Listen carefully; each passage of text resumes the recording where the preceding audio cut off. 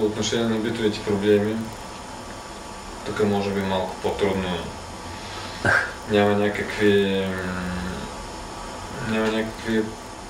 То има и минималните, които се използват някакви програми държавни, нали, за решаване на такива битови проблеми. Те са основно насочени към малцинствата.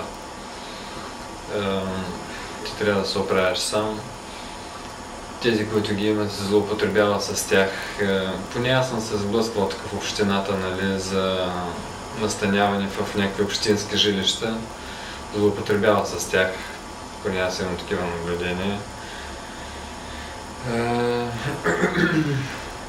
Но хванахме такъв преходен момент, когато може би също късмет жилищата не бяха толкова скъпи. Ние вече работихме, взехме заем, купихме си жилище и оттам нататък вече сме решили и тези проблеми. Имаме си собствено жилище. Дори осигурихме жилище за родителите. Те са вече тук също в България. Гледаме и на тях да им по-лесно с битовите проблеми.